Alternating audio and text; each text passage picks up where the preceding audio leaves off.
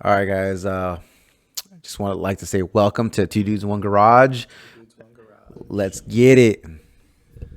Here we are. You want to pull up the ETH thing? Because I thought you were going to talk first. I thought you were gonna say something like introduction.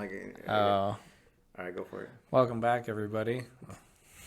Well, 3, 2, 1. That's what I was expecting. You're like, welcome back, and then you're Sorry, I was expecting you to talk first. Oh, okay.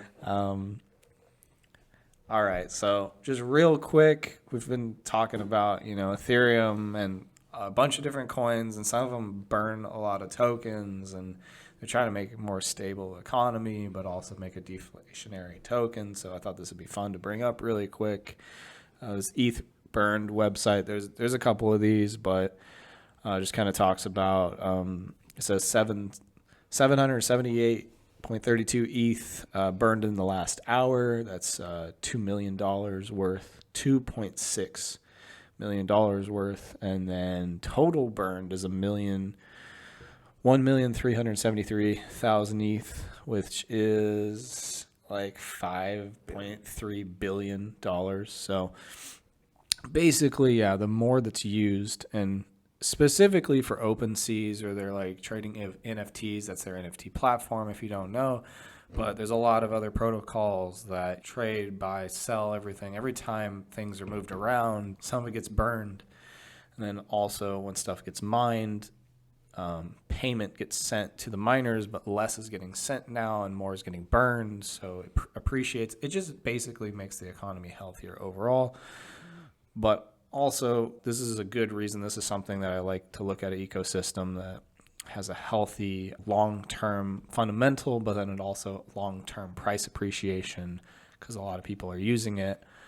In the summer last year, as EIP 1559 passed this, I think a lot of miners for a while didn't want to pass it because they wanted to get paid out, of course, but they all kind of came to consensus eventually because they figured it was best for the overall health of the ecosystem, which I definitely agree with that.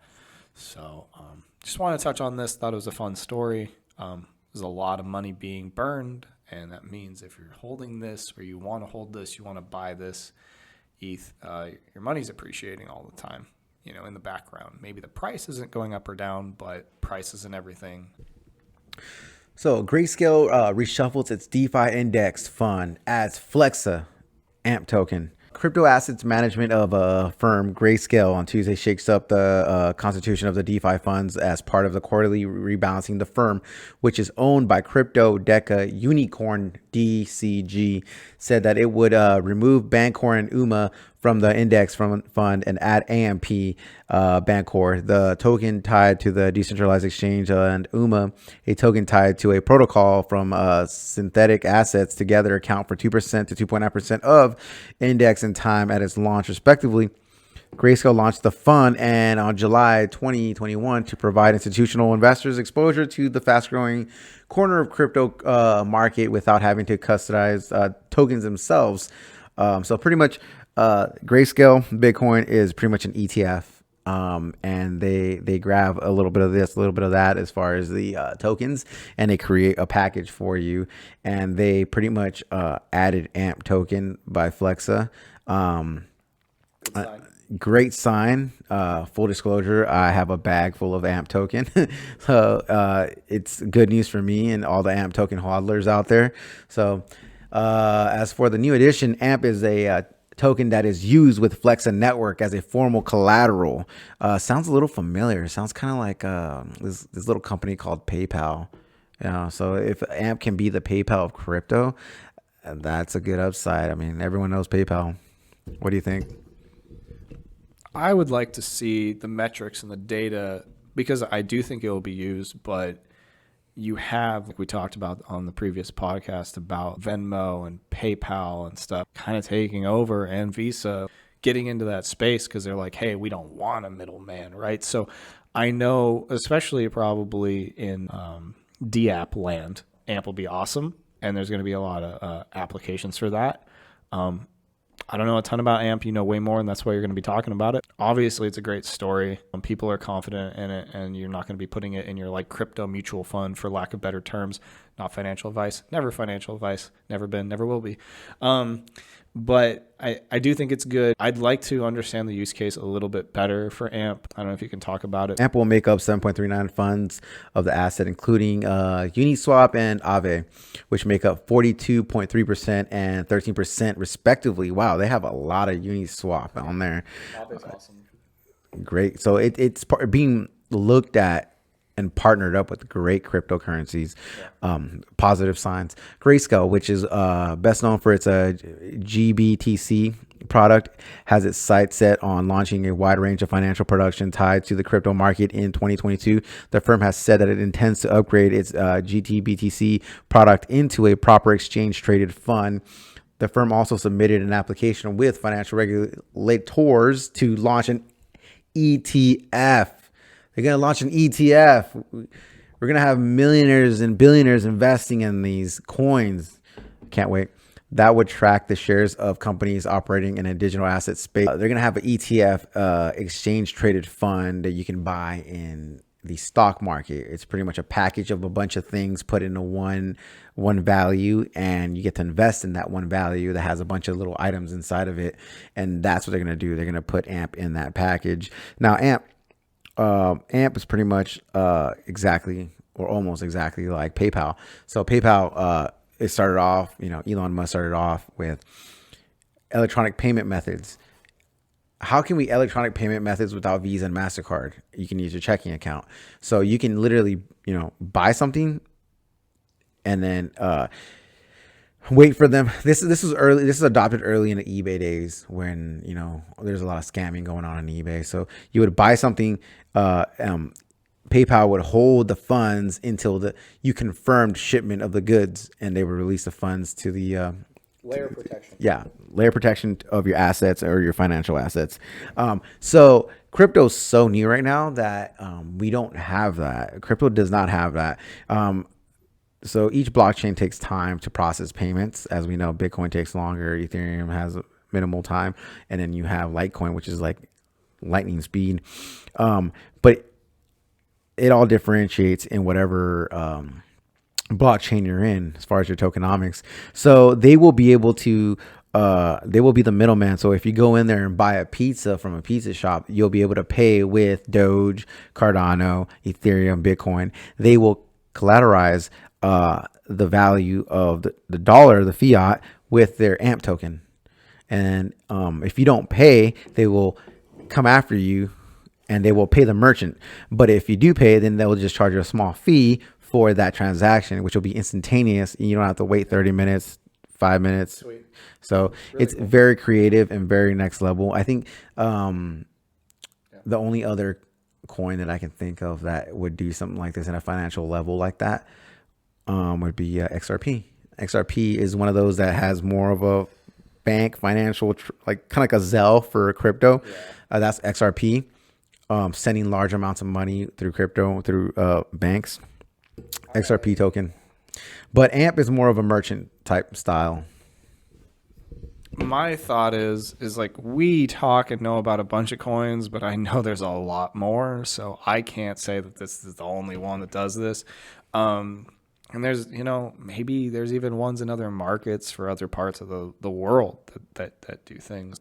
One thing that I touched on similarly with, like the Terra Luna doesn't necessarily run on their coin, but they also have a payment processor behind it, which runs payments through fiat and all sorts of things, which funds their tokens and stuff. So it's kind of neat. You're seeing a lot of creative solutions to coins and being the middleman more and more. Or if you're not, like AMP is being, it's being an intermediary because it knows there's a lot of coins that people like and use and enjoy. So like, how can we supplement? Terra's doing that in a large way on a different part of the world. And so I do know that there's other ones, and there's 16,000 coins now, I think. So ones that we don't even know about. But yeah, AMP's definitely one of the bigger ones. I mean, it's an open market. You can have, 10 amps out there, that do this exact same thing. Yeah. It's in the end, it's all about marketing and how you get yourself out there. And amp's done a great job.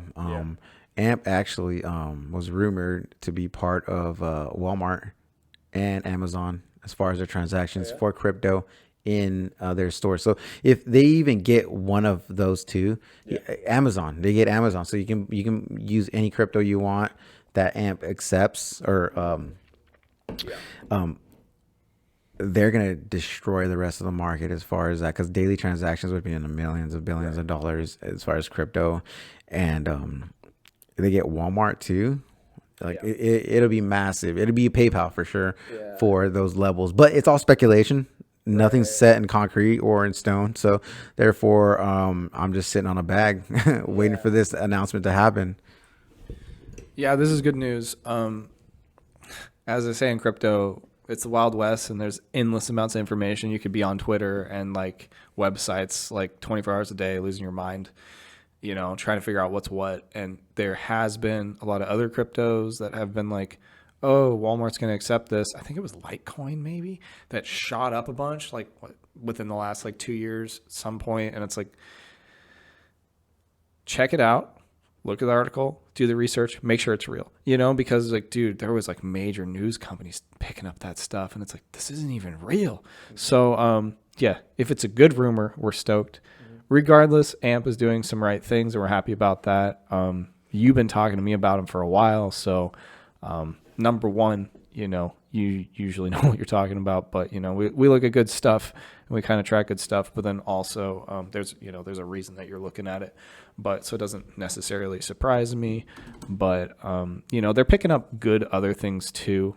Like Aave is great as a lending protocol, and, Uniswap, of course, is like the backbone of trading on Ethereum, and Ethereum's the biggest.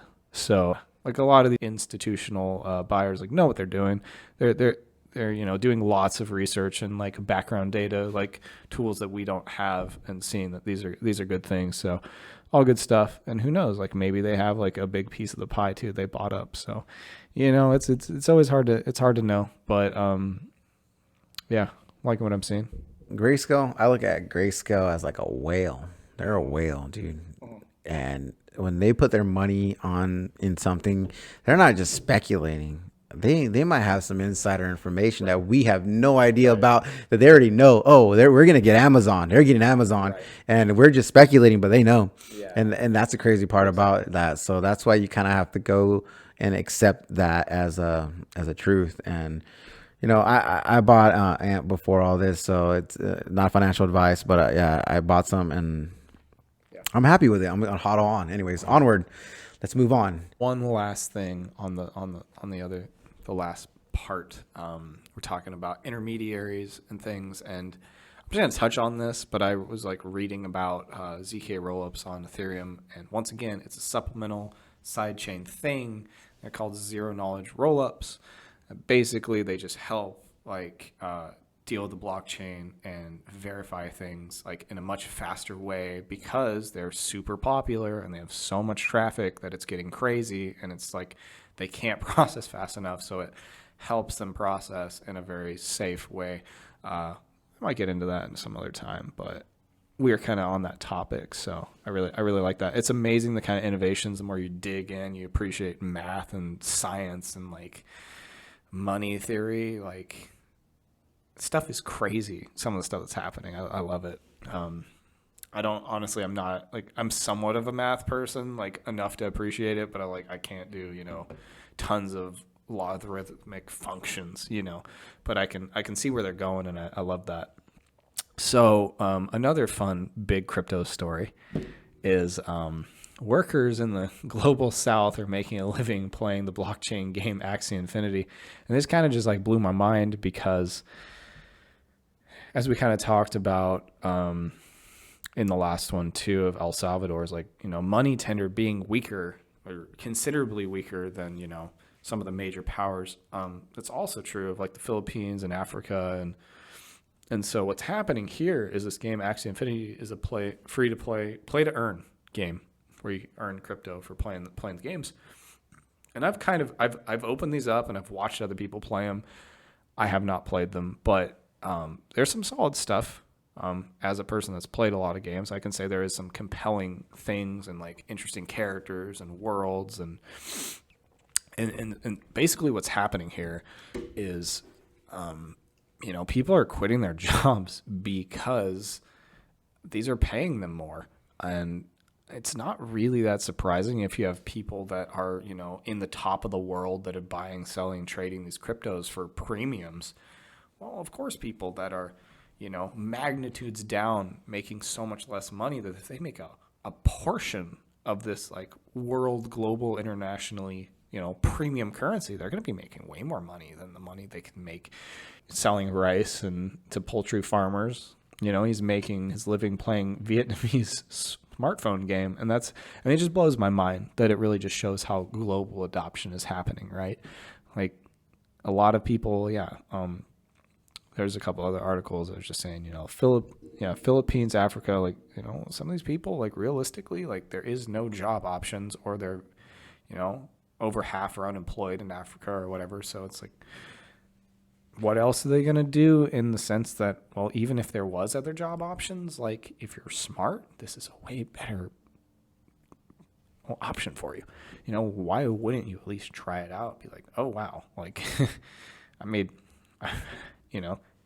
it's the same thing. We're trying to get gains in coins. If somebody can make 5 to 10 times more than, their job, why wouldn't they? So it's just showing kind of the impact on crypto in general. Since things have been hard enough before the pandemic, agriculture at the mercy of typhoons and floods, when the harsh lockdowns restricted movement, it became impossible. He grew anxious during the pandemic. He's a caretaker of an 82-year-old grandmother. How was he supposed to support 2 of them?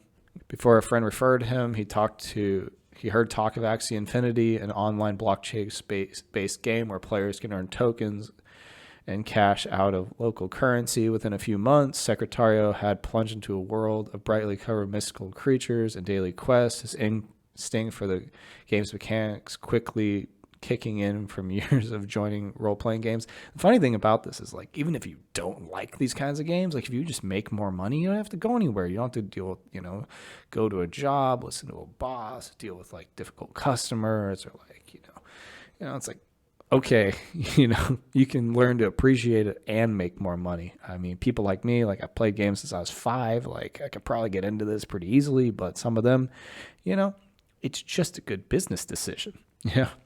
An hour's pay per day now nets him nearly double the income of his feed sales job, about 2,000 or 100,000 Philippine pesos last month.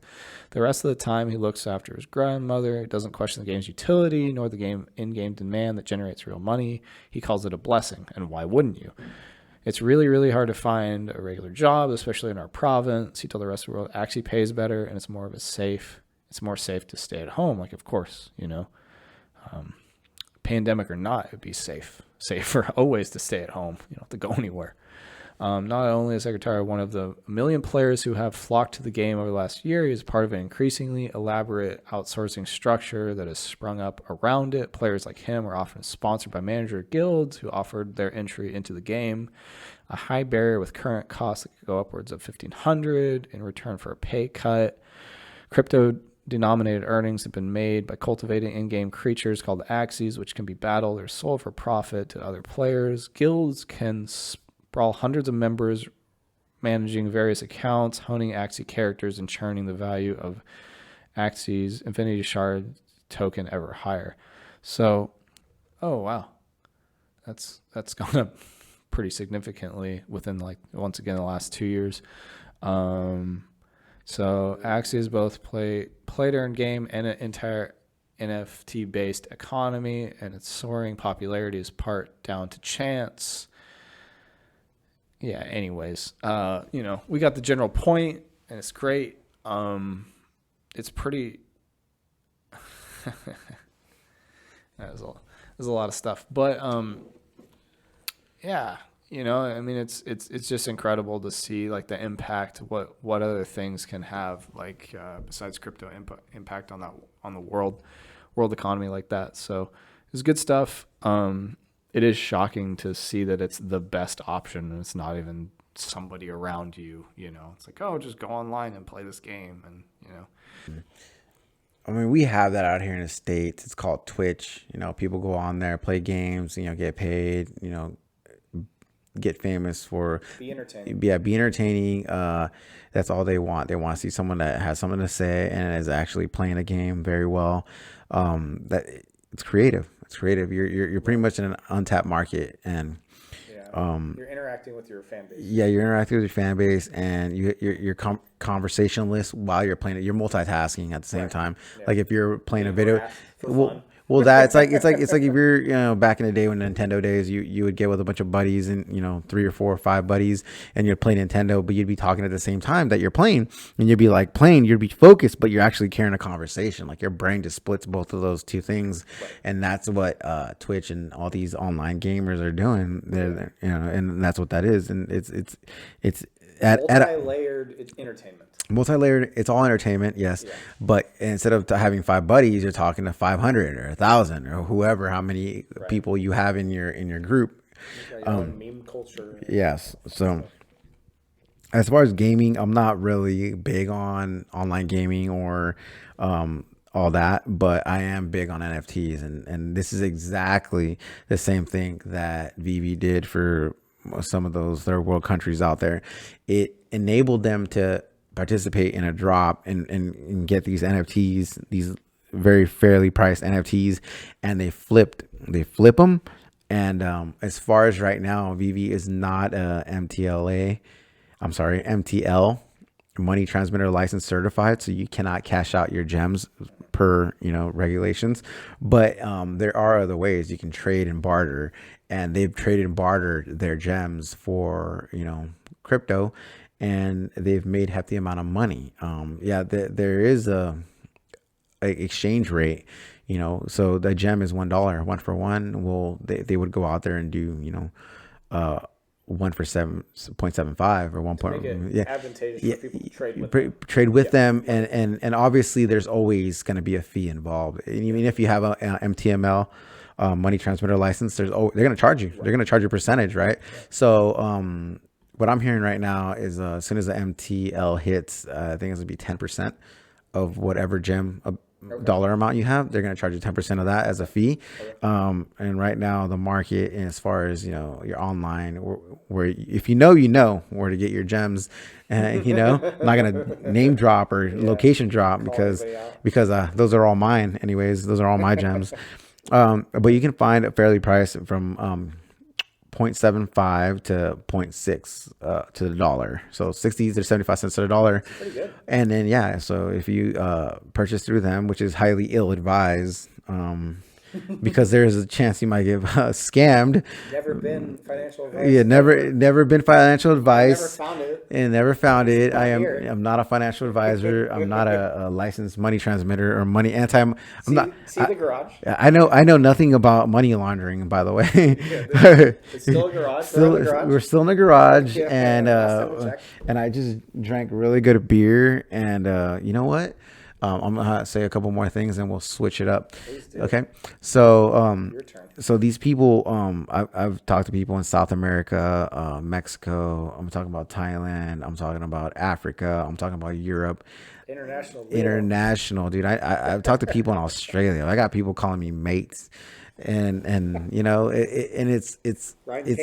it's unique, man. It's unique. And I talk to people, and I talk to them, and I'm at work or I'm at home, it doesn't matter, but they're in a complete opposite side of the world. So when I'm about to go to bed, they're waking up. Right. When I'm waking up, they're about to go to bed. So when we're talking, it's like, oh yeah, we'll talk later. I got to get some sleep. And I'm like, what? I'm like, I just woke up right now. What are you talking about? But they're on the other side of the, it's a trip. They're on the other side of the world. Yeah. So that's really cool. And, the mass adoption is real. Mass adoption, it's already happening. Definitely real. Keeping people alive. But guess what? Yeah. So these people are making good amount of money. I mean, they have their family. It's a family business or it's a group business, but they're making decent amount of wages compared to their daily their daily income to survive. I mean, they're making 10 times, maybe 100 times, depending on what they can get their hands on as far as NFTs. And they're living good. And I don't feel like bad for them. I feel happy for them because they actually have something that they're working towards and building, and they can hodl their NFTs in a way. But when you need money, you're gonna sell it. You're gonna sell your NFT for a loss or a gain or a small gain compared to a big gain because you can't hodl. It's better than nothing. It's better than nothing. Amazing. And what they get is a week, a month worth of income. You know what I mean? That's like. I don't feel bad. Like I feel, it's great. It's a business tactic, and I'm impressed. I'm very impressed. Yeah, good for them. Yeah, exactly. Right. Yeah. So now, since I'm all out of beer and, and I'm all out of my cigar and I'm just kind of like empty right now. So let's see what we got behind current door number 1. Oh, here we go. So this is, I just picked this up today. This is made in Mexico. It's called ha ha ha. So in the Spanish language, when you say ha ha, H-A-H-A, that's in English for ha ha, but in Spanish it's J-A-J-A. So ha ha in Spanish. And this tequila is 100% agave azul reposado, represents a fine oak barrel. Oh, it's rested in a fine oak barrel. So that's why it's got this weird tint on it. It's not like. What color is tequila normally? Well, you got silver. You got silver, which is clear, but then you also got anejo, which is like a little bit darker, but it's not like this. This is. I don't know a lot about tequila. I've had just a little bit. Yeah, so. I don't know a lot about tequila either, but I can read Spanish. Look, this is genius. What I just said is engraved in the bottom, dude. There you go. It says in English, haha, quote unquote. Well, it is the actual name of it. Dude, this is freaking awesome, dude. I've never seen this bottle. Where's this thing? Like, good stuff. Anyways, but I'm down to drink it, so let's give it a shot. Do you want to take a shot or do you want to take a sipper? I'm going to take a shot first because I just want to try it. Well, I mean, I don't. What do you want to do? I don't care. We're going to do a shot, dude. Crypto shot. Crypto tonic. Dude, they should make a drink out of a cryptocurrency. I'm sure it exists somewhere. Can I get a haha? I don't know what a shot even, honestly. A shot is what the heart desires, dude. All right, that's a fucking shot. I think that's a shot. No, don't do it. Why? Dad. It's fine. Hey, you're crazy, man. It's literally, you have twice as much as I Hey, do. but I like you anyways. Okay. Well, we've established that a while ago. Cheers, man. Cheers, mate. Cheers, mate.